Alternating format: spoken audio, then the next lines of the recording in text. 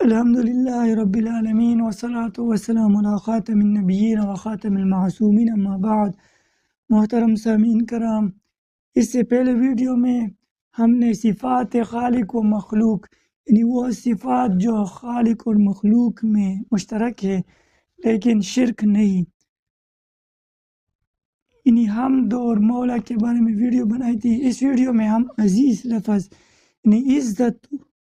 کی صفت یہ اللہ تعالیٰ کی ہے، لیکن اللہ کے محبوب بندوں کے لیے بھی قرآن کریم یا حدیث میں استعمال ہوئے، وہ اب بیان کریں گے۔ عزیز پر انشاءاللہ 2 ویڈیو بنیں گے، ایک یہ ویڈیو اور ایک انشاءاللہ کل۔ سب سے پہلے رب کائنات جل وعلا کے بارے میں کئی آیات پیش کریں گے۔ آیت نمبر 1، ان اللہ عزیز حکیم، سورہ بقرہ، بے شک اللہ عزت والا حکمت والا ہے۔ آیت نمبر 2،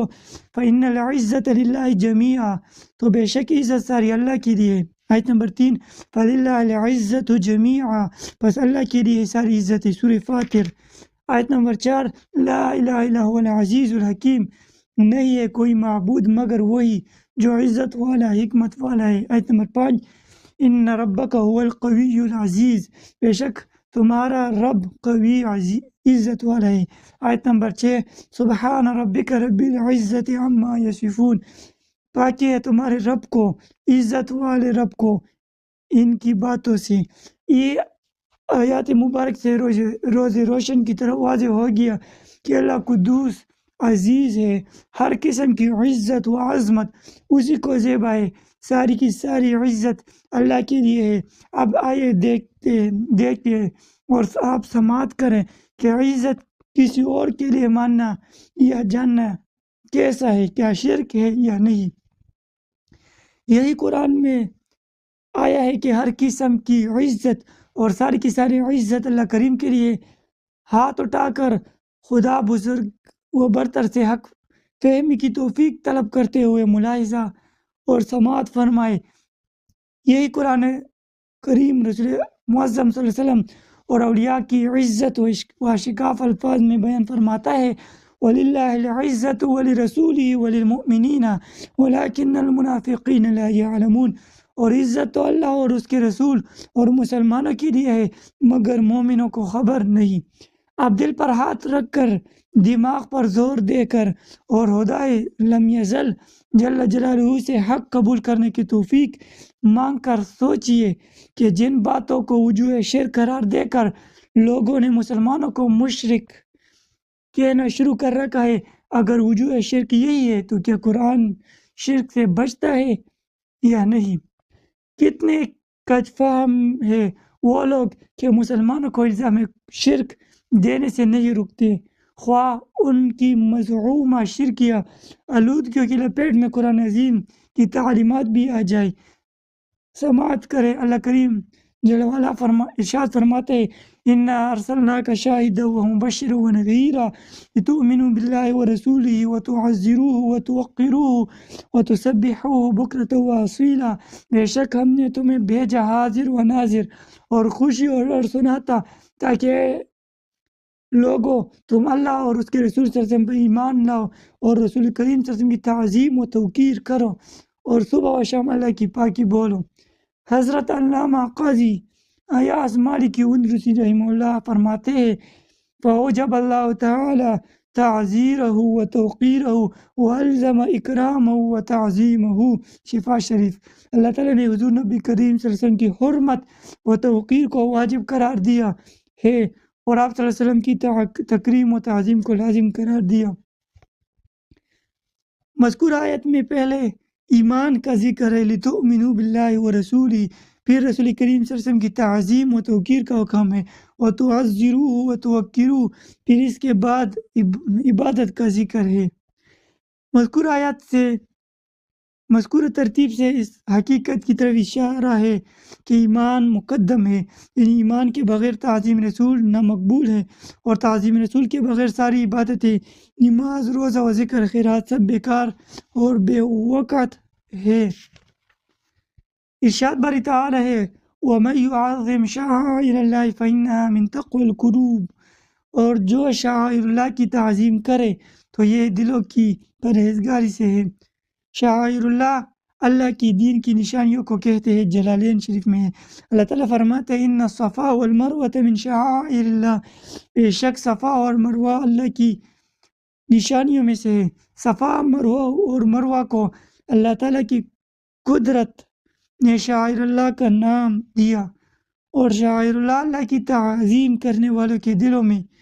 دولت تقوی کی موجودگی کا قرآن میں اعلان بھی فرما دیا کہ واضح ہو گیا کہ جن پہاڑوں پر سید حاجرہ رضی اللہ تعالیٰ عنہ نے قدم لگائے اپنے فرزند ارجمن کے لیے پانیوں کے حصول کے لیے، جہاں دوڑیں لگائی، اللہ تعالیٰ کریم نے ان پہاڑوں کی عزت و تعظیم کرنے کا حکم فرمایا ہے۔ بلا شک و شبہ قرآن کا فیصلہ ہے کہ اس کی ساری عزت اللہ کے لیے ہے، مگر یہی قرآن کریم رسول کریم صلی اللہ علیہ وسلم کی عزت و تعظیم کا پورا لحاظ نہ رکھنے والوں کا یوں ذکر فرماتا ہے کہ ان الذین ینادونک من وراء الحجرات اکثرهم لا یعقلون، بے شک وہ جو تمہیں حجروں کے باہر آوازیں دیتے ہیں ان میں اکثر بے عقل ہے۔ دوسری اور ارشاد فرماتے ہیں وَلَوْ أَنَّهُمْ صَبَرُوا حَتَّى تَخْرُجَ إِلَيْهِمْ لَكَانَ خَيْرًا لَهُمْ وَاللَّهُ غَفُورٌ رَحِيمٌ، اور اگر وہ صبر کرتے کہ آپ ان کے پاس تشریف لاتے تو یہ ان کے لیے بہتر تھا، اور اللہ بخشنے والے مہربان ہے۔ غور فرمائے کیسا حسن ادب سکھایا جا رہا ہے کہ دربار نبوت میں حاضر ہونے والوں جس طرح اور لوگوں کے گھروں کے باہر کھڑے ہو کر ان کو آوازیں دے کر بلاتے ہو، یہاں ایسا مت کرو، کہیں حبیب نبی کریم صلی اللہ علیہ وسلم کے آرام میں خلل نہ آئے۔ ذوق ایمان کہتا ہے کہ آوازیں دینے والوں کو اس لیے بھی روکا گیا کہ آوازیں اسے دی جاتی ہے جو بے خبر ہو، میرا حبیب بے خبر نہیں، جب آ گئے ہو تو خاموشی سے در نبوت پر کھڑے ہو جاؤ اور محبوب صلی اللہ علیہ وسلم کے خود بائے تشریف لانے کے انتظار میں دروازہ اقدس پر نظر جمائے رکھو، تمہارے لیے یہ بڑی سعادت و برکت کا سبب ہے۔ عزت و تکریم نبوی پر مشتمل کچھ حدیث مبارکہ بھی پڑھیے اور گلشن ایمان میں بہار و دلکش کے تازہ جھونکوں کا نظارہ کریں، اور دل کی عطا گہرائیوں میں یہ بات بٹھا لیجیے کہ صحابہ کرام رضی اللہ تعالیٰ عنہم اجمعین جو کہ توحید و سنت کے مسئلے کو، شرک و بدعت کی حقیقت کو ساری امت میں سب سے زیادہ سمجھتے تھے، انہوں نے باوجود اس بات کے کہ قرآن آیات کو حضور نبی کریم صلی اللہ علیہ وسلم کی زبان نبوت اور رسالت سے سنا ہے اور خوب سمجھا ہے کہ ہر قسم کی عزت و عظمت اللہ کریم کے لیے ہے، ساری کی ساری عزت اللہ تعالیٰ کے لیے ہے، انہوں نے کسی طرح آپ صلی اللہ علیہ وسلم کی عزت و تکریم کی۔ آپ صلی اللہ علیہ وسلم کی توق مبارک کو ہاتھوں میں لے کر کس طرح اپنے حسین و جمیل چہروں پر ملتے رکھتے، آپ کے وضو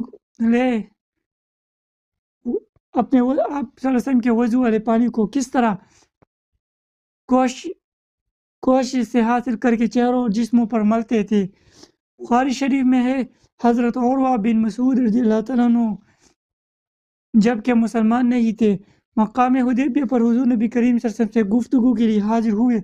اس موقع پر عروہ بن مسعود رضی اللہ تعالیٰ عنہ نے شمع رسالت صلی اللہ علیہ وسلم کے پروانوں کو بھی دیکھا اور ان کے حسن ادب کو بھی۔ واپسی پر کفار مکہ کے سامنے صحابہ کرام رضی اللہ تعالیٰ عنہ کے تعظیم نبوی اور حسن ادب کا منظر ان الفاظ میں بیان کیا، وہ الفاظ یہ ہے واللہ لقد وفدت على الملوك وفدت على قیصر وکسرى والنجاشی واللہ ان رأيت ملكا قط يعظمه اصحابه ما يعظم اصحاب محمد صلی اللہ علیہ وسلم واللہ ان تنخم نخامة إلا وقعت في كف رجل منهم فدلك بها وجهه وجلده وإذا أمرهم ابتدروا أمره وإذا توضأ كادوا يقتتلون على وضوئه وإذا تكلموا حفظوا أصواتهم عنده وما يحدون إليه النظر تعظيما له۔ بخاری شریف جلد اول صفحہ 389 میں ہے خدا کی قسم میں بادشاہوں کے درباروں میں وفد لے کر گیا، میں قیصر و کیسرا اور نجاشی کے درباروں میں گیا، اللہ کی قسم میں نے کوئی بادشاہ ایسا نہیں دیکھا کہ اس کے ساتھی اس کی اس طرح تعظیم کرتے ہیں جس طرح محمد صلی اللہ علیہ وسلم کے ساتھی محمد صلی اللہ علیہ وسلم کی تعظیم کرتے ہیں۔ خدا کی قسم جب وہ تھوکتے ہیں ان کا تھوک کسی نہ کسی صحابی کی ہتھیلی پر ہی گرتا ہے، جیسے وہ اپنے چہرے اور جلد پر مل لیتا ہے، اور جب وہ کوئی حکم دیتے ہیں تو ان کے صحابہ فوراً تعمیل کرتے ہیں، اور جب وہ وضو کرتے ہیں تو ایسا معلوم ہوتا ہے کہ یہ لوگ ان کی وضو والا پانی مستعمل پانی حاصل کرنے کے لیے لڑنے جھگڑنے پر اتر آئے گے، اور جب ان کی برگاہ میں کوئی بات کرتے ہیں تو اپنی آوازیں پست رکھتے ہیں اور تعظیم ان کی طرف آنکھ پر نہیں دیکھتے۔ نظر ایمانی سے دیکھیے صحابہ کرام رضی اللہ تعالیٰ عنہم جو کہ رشد و ہدایت کے درخشاں ستارے ہیں، کس طرح سو جان سے اپنے آقا صلی اللہ علیہ وسلم کی عزت و تعظیم کرتے ہیں۔ سنیے، تو کو انسانی طبعی طور پر ناپسند کرتا ہے، مگر صحابہ رضی اللہ تعالیٰ عنہم دہن اقدس سے نکلے ہوئے توک مبارک ہو کیسا متبرک جانتے ہیں، کیسا حسن ادب ہے۔ صحابہ کرام کا ایک مخالفت رکھنے والا شخص جو ہنوز مسلم نہیں، جو مسلمان نہیں، عروہ بن مسعود جو پہلے مسلمان نہیں تھا، جو پہلا واقعہ بیان کیا بخاری شریف میں، وہ بھی صحابہ کرام رضی اللہ تعالیٰ عنہ کے حسن ادب و تعظیم نبوت کے حسین جلووں کو بیان کیے بغیر نہ رہ سکا۔ ایک شاعر کیا خوب کہتا ہے، سینے بھی صاف ان کی ایمان بھی منور تھا،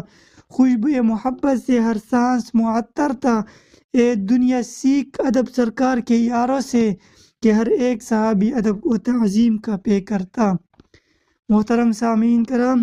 مقام حدیبیہ پر تعظیم و تکریم کے جو جلوے عروہ بن مسعود نے دیکھے، آپ تصور کی آنکھوں سے دیکھے اور غور کریں کہ کیا اس انداز تعظیم کا اس کے بارے میں تصور بھی کیا جا سکتا ہے؟ کسی اور کے بارے میں ہرگز نہیں، جس کو صرف بڑے بھائی کا درجہ حاصل ہو، جیسا کہ دیابنہ اور وہابیہ کے مشترک امام الوہابیہ امام الخوارج اسماعیل قتیل اپنی غلیظ ترین کتاب تفیہۃ الایمان میں لکھتے ہیں، وہ ہمارے بڑے بھائی ہوئے، ہم ان کے چھوٹے۔ ان نبی کریم صلی اللہ علیہ وسلم کی شان گھٹانے کے لیے کتنے نازیب الفاظ اسماعیل قتیل نے کہے ہیں۔ تو یہ تعظیم، یہ عزت کا جو پارٹ تھا، اس کے یہ پہلا حصہ بیان ہوا۔ انشاءاللہ کل اور روایت بھی پیش کریں گے اس عزت کے بارے میں کہ عزت اللہ کے لیے، رسول کے لیے، مومنین کے لیے، اور یہ نجدی وہابی حضور صلی اللہ علیہ وسلم کی عظمت گھٹانے کے لیے کیا کیا نہیں کرتے۔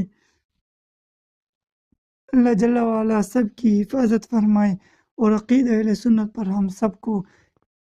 استقامت عطا فرمائے اور اسی پر خاتمہ نصیب فرمائے۔ تو ملتے ہیں اگلی ویڈیو میں۔ السلام علیکم ورحمۃ اللہ۔